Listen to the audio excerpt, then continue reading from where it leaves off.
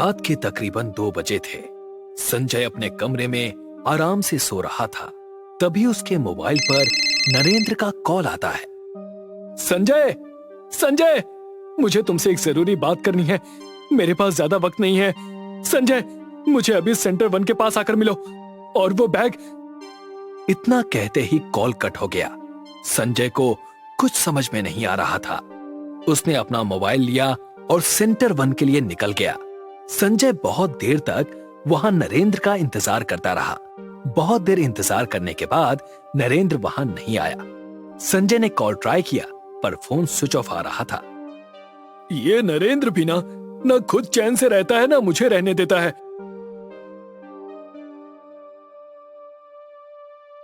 अगले दिन एक अननोन नंबर से कॉल आता है। हेलो, कौन? आप संजय बात कर रहे हैं? जी हाँ, बोलिए। आप जल्द से जल्द नरेंद्र के घर आ जाइए। क्यों सर, क्या हो गया? और नरेंद्र कहाँ है?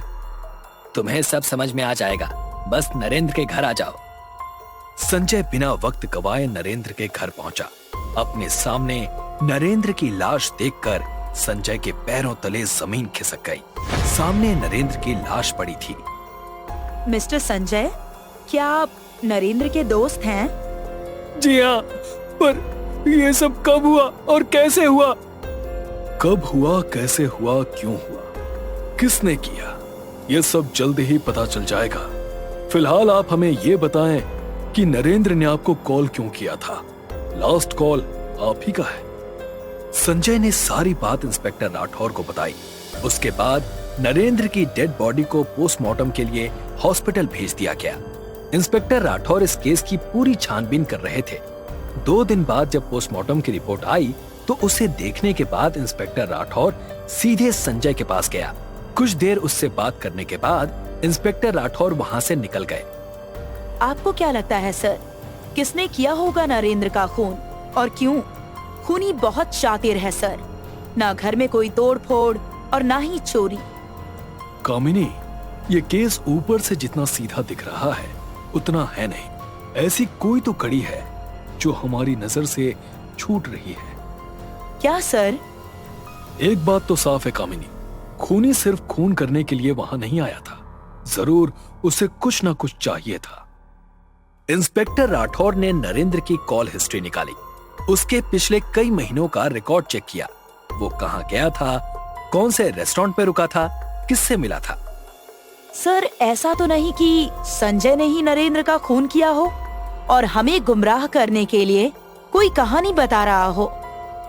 होने को तो बहुत कुछ हो सकता है कामिनी, लेकिन कानून सबूत मांगता है और हमें खूनी को सबूत के साथ पकड़ना होगा। एक रेस्टोरेंट से बाहर आते वक्त वो एक अनजान इंसान से टकराया। वो सॉरी बोलकर वहां से चला गया। इंस्पेक्टर राठौर के हाथ केस से जुड़ा कोई सबूत नहीं आ रहा था।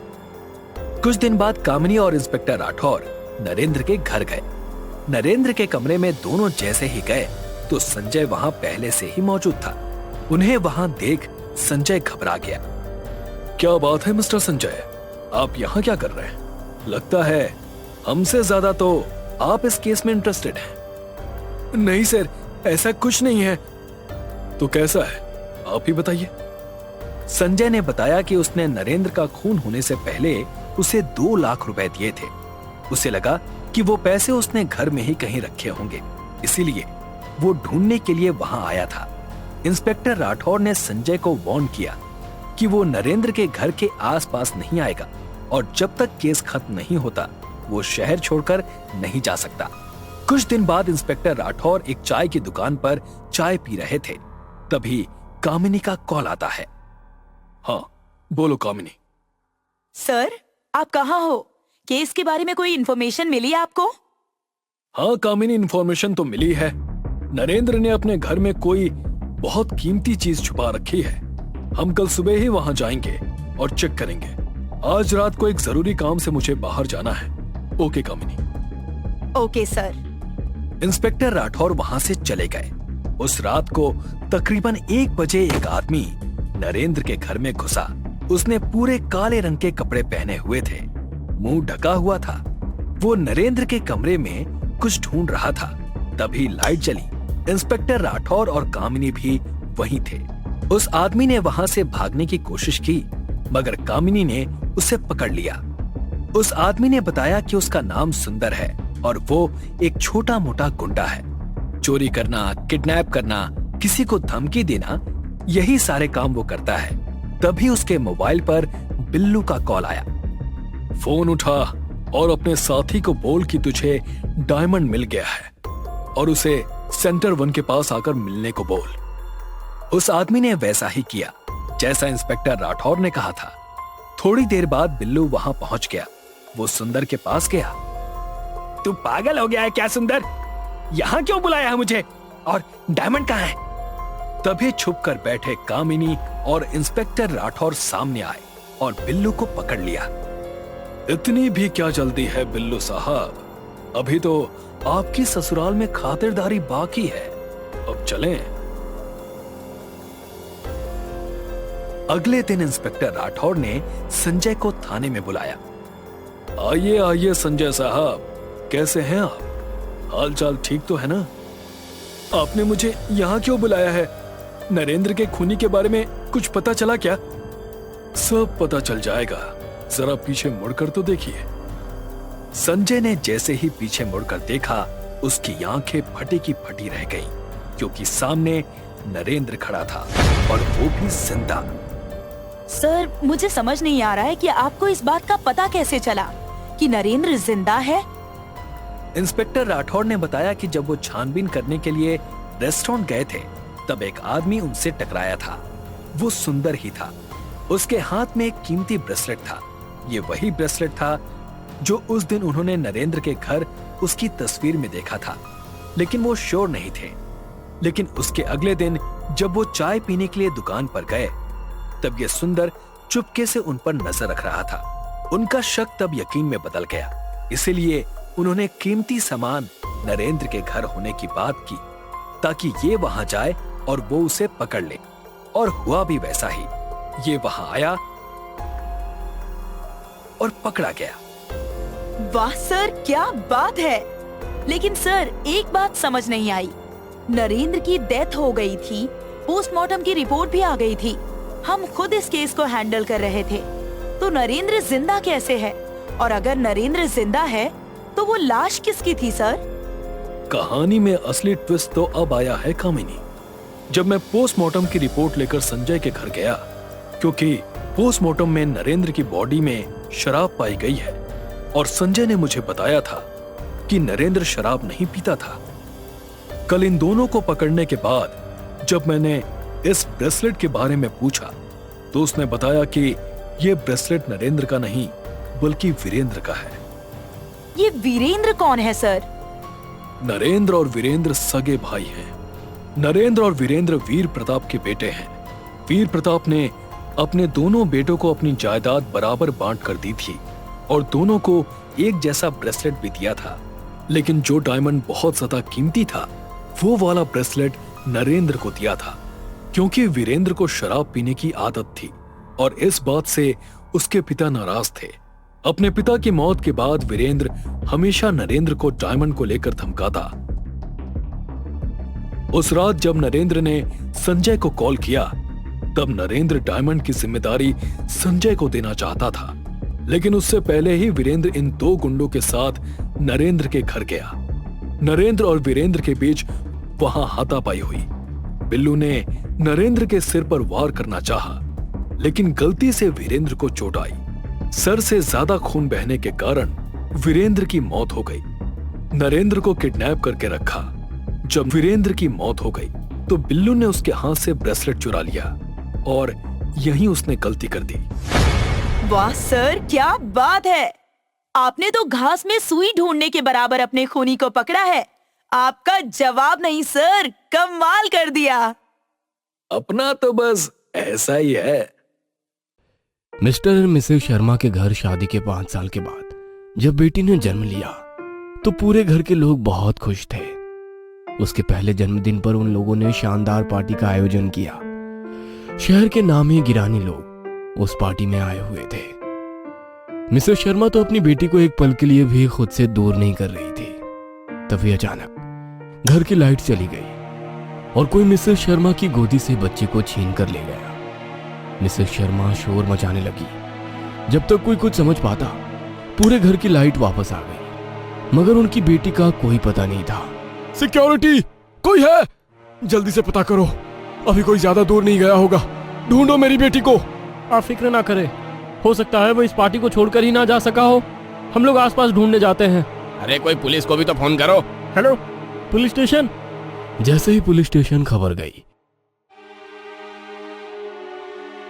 इंस्पेक्टर राठौर और कामिनी जी तुरंत पार्टी में पहुंच गए और सारी घटना के बारे में जानकर मिस्टर शर्मा से सवाल करने लगे।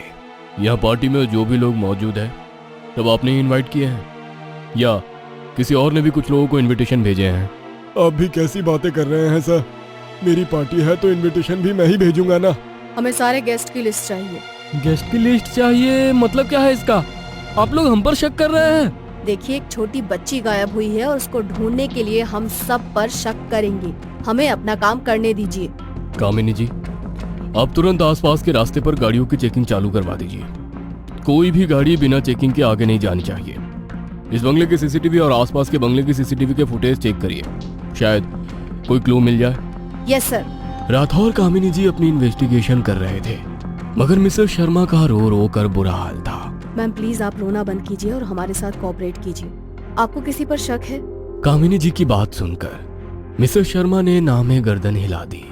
मेरी बेटी पिछले 2 घंटे से लापता है और आप लोग यहीं पर सबसे पूछताछ कर रहे हैं। प्लीज उसे ढूंढ कर लेकर आइए। सर, आप मत समझाइए हमें कैसे काम करना है।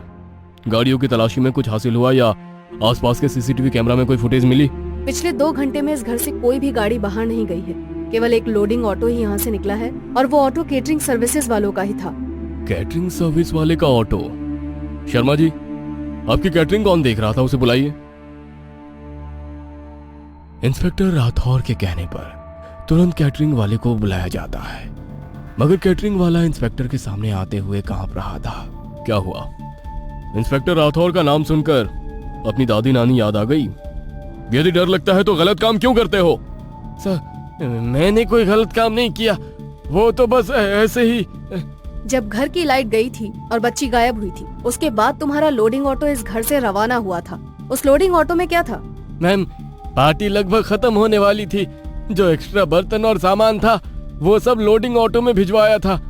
वो ऑटो तुम्हारा परमानेंट है या रैंडम किसी को बुलाते हो? सर, वैसे तो हमारा परमानेंट ऑटो है, मगर कल वो खराब हो गया था, इस कारण उस ऑटो वाले ने अपने दोस्त को भेजा था। उस ऑटो वाले का नंबर मिल जाएगा या कोई पता या ठिकाना?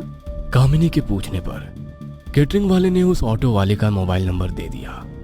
कामिनी ने अपने मोबाइल से उस नंबर को डायल किया तो नंबर स्विच ऑफ आ रहा था।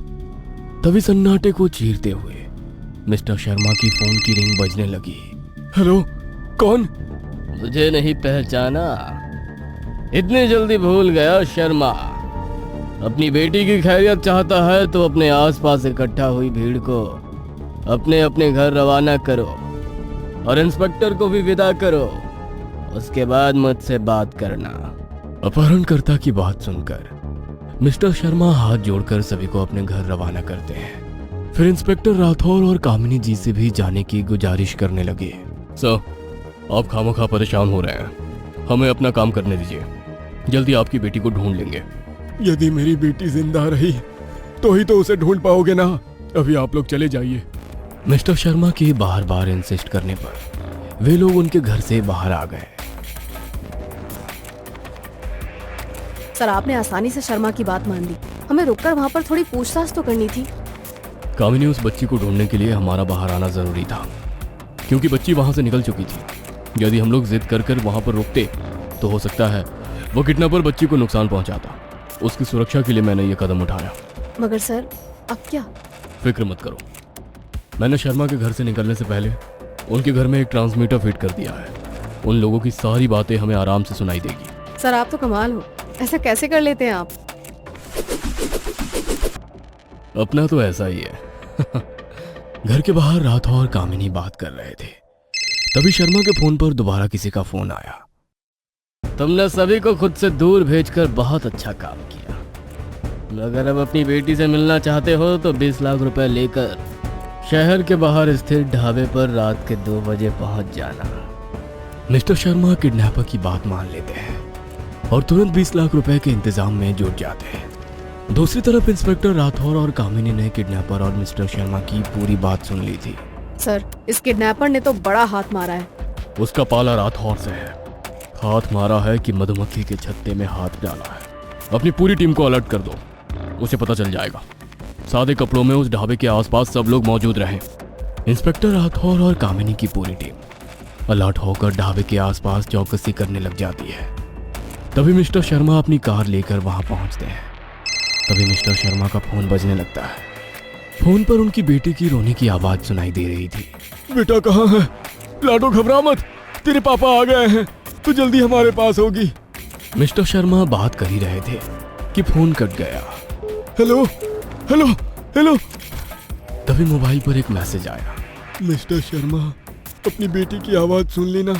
अब यदि उससे मिलना चाहते हो तो तुम्हारी गाड़ी की डिक्की में जो पैसे रखे हैं उसे चुपचाप टेबल नंबर 3 पर रखकर चले जाओ। तुम्हारी बेटी तुम्हारे घर पहुंच जाएगी। मिस्टर शर्मा दोबारा उस नंबर पर फोन लगाने की कोशिश करते हैं, मगर फोन नॉट रीचेबल था। उनके पास किडनैपर की बात मानने के अलावा कोई चारा ना था, तो चुपचाप पैसे निकालकर टेबल पर रखकर चले गए और घर पर अपनी बेटी का इंतजार करने लगे। तभी उनके घर की डोरबेल बजी। मिसेस शर्मा ने तुरंत उठकर दरवाजा खोला तो सामने इंस्पेक्टर राठौर और कामिनी खड़े थे।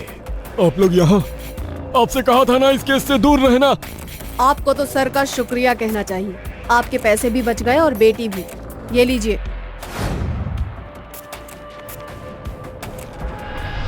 और ये रहा आपका गुनहगार। कहते हुए उन्होंने किडनैपर को मिस्टर शर्मा के आगे खड़ा कर दिया। किडनैपर कोई और नहीं बल्कि उनकी दुकान पर काम करने वाला एक लड़का ही था, जिसे कुछ दिन पहले मिस्टर शर्मा ने चोरी करते हुए पकड़ लिया था और उसे नौकरी से निकाल दिया। तू तो आस्तीन का सांप निकला। पहले मेरी दुकान पर हाथ मारा और फिर मेरी बेटी पर। उस मासूम ने तेरा क्या बिगाड़ा था? बिगाड़ा तो मेरी बेटी ने भी तेरा कुछ नहीं था, मगर जब मैंने उसके इलाज के लिए पैसे चोरी की तो तूने मुझे नौकरी से निकाल दिया। मेरे पास पैसे भी नहीं थे। मेरे हाथों में मेरी बेटी ने दम तोड़ दिया। तभी मैंने सोच लिया था कि बच्चे का दर्द क्या होता है तुझे अच्छे से समझाऊंगा, तुझसे पैसे भी ले लूंगा और बेटी भी नहीं दूंगा। मुझे नहीं पता था कि तूने अपनी बेटी के लिए चोरी की थी। अरे उसके इलाज के लिए पैसे मांग कर तो देखता, मैं ऐसे ही दे देता।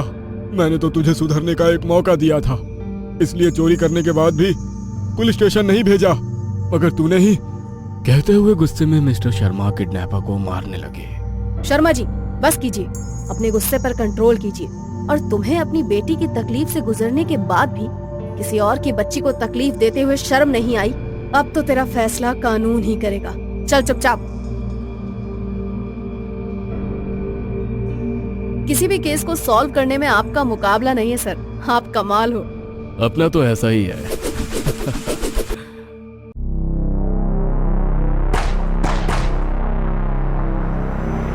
आज पार्टी में मजा आ गया। हाँ भैया, ऐसी पार्टी तो हर महीने होनी चाहिए। भैया भैया, कार रोकिए, कार रोकिए। क्या हुआ? तो ठीक तो है? मैं तो ठीक हूँ भैया, पर ये पेट और जुबान ठीक नहीं है।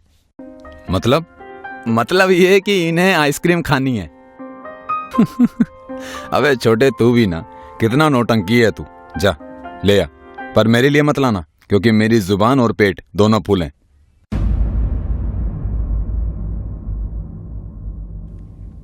चलो भैया।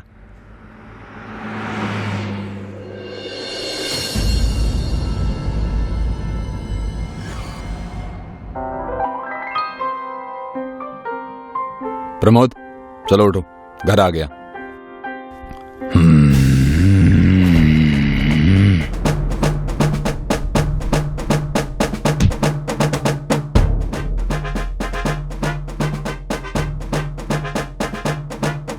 पागल हो गया है क्या तू? धक्का क्यों मारा? ये क्या कर रहा है प्रमोद? होश में तो है तू? छोड़ मुझे, छोड़। Hello doctor Mohini. मैंने इसे इंजेक्शन दे दिया है, सुबह तक ठीक हो जाएगा। मगर इसे हुआ क्या है डॉक्टर?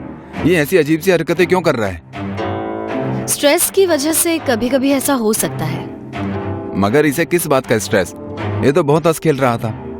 जवान बच्चों के सारे राज अक्सर दिल में ही छुपे होते हैं। होश में आए तो पूछ लेना। Take care.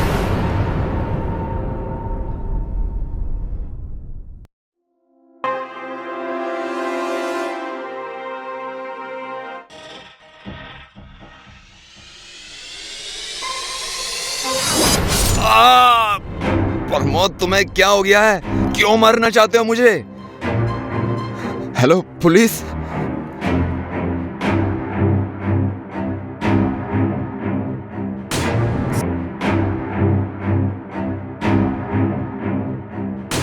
सर, मुझे तो कुछ समझ नहीं आ रहा है कि अचानक मेरा छोटा भाई मेरी जान का दुश्मन कैसे बन गया। इसे देखकर ऐसा लगता है जैसे इसके अंदर कोई भूत घुस आया हो।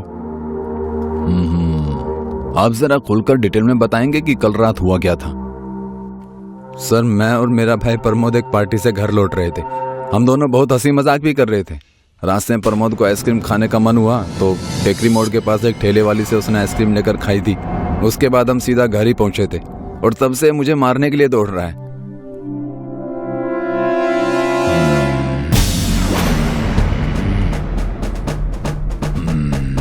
डॉक्टर, डॉक्टर जल्दी आइए।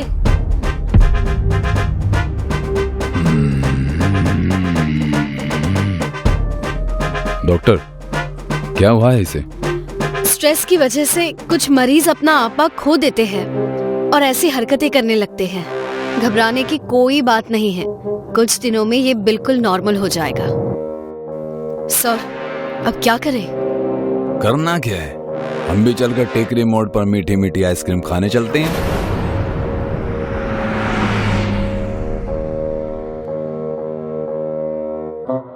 लगता है यही वो ठेला है। आओ, ध्यान से, बी अलर्ट। अम्मा जी, ये जो बाहर आइसक्रीम का ठेला है ये आपका ही है? जी, मेरा ही है। क्या हुआ साहब? नहीं, हुआ तो कुछ नहीं, पर देखते हैं आगे क्या होता है। मैं समझी नहीं बेटा। समझे तो अभी तक हम भी कुछ नहीं है। आप बस हमारे इन दोनों प्यारे प्यारे गुलगुले कांस्टेबल को 2-4 मिक्स आइसक्रीम खिला दीजिए। और हाँ, टेंशन मत लीजिएगा, पुलिस वाला होने के बावजूद हम फ्री में कुछ नहीं खाएंगे, पैसे देंगे। कल आएगा साहब, अभी दुकान बंद हो चुकी है। अम्मा, हम यहाँ मजाक करने नहीं आए हैं। चलिए लगाइए 2 प्लेटें।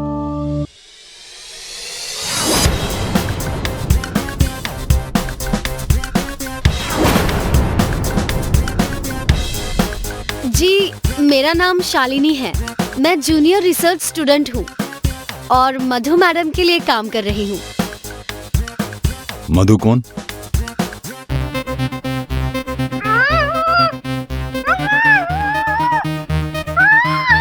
ये कौन सी जगह है? बेसमेंट है सर, आइसक्रीम स्टोर के लिए। कोई चूहा होगा। कामिनी, एक थप्पड़ दो इसे। ये थप्पड़ काम के वक्त राठौर को चूहों से डराने के लिए।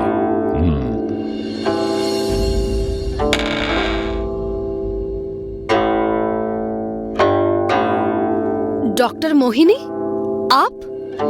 आप यहाँ कैसे? मेरी जुड़वा बहन मधु ने मुझे यहाँ कैद करके रखा था। मधु मतलब जिसके लिए तुम काम कर रही हो? जी। मगर वो ऐसा कर क्यों रही है? क्योंकि वो एक पागल साइंटिस्ट है जो इस दुनिया पर राज करने के लिए लोगों को अपना गुलाम बनाना चाहते हैं। वो अपनी एक ड्रग का ट्रायल मेरे हॉस्पिटल के पेशेंट्स पर करना चाहती थी, लेकिन मेरे मना करने पर उसने धोखे से मुझे बेहोश करके यहाँ कैद कर दिया। उसे रोकिए इंस्पेक्टर, उसका एक्सपेरिमेंट बहुत लोगों को मार देगा।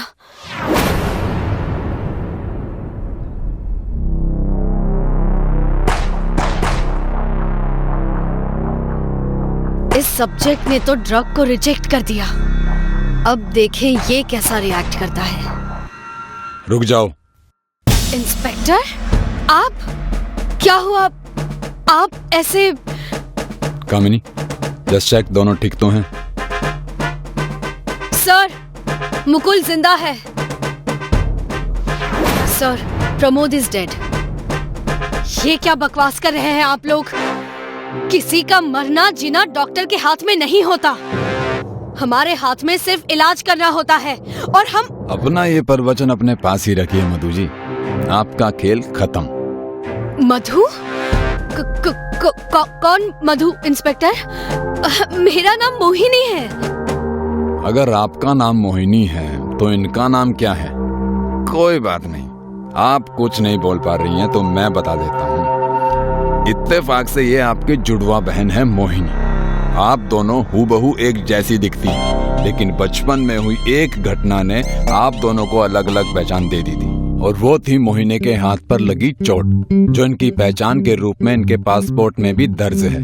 और ये निशान आपके हाथ पर नहीं है। एक और सरप्राइज है, ले आओ उसे भी। तो चले थाने।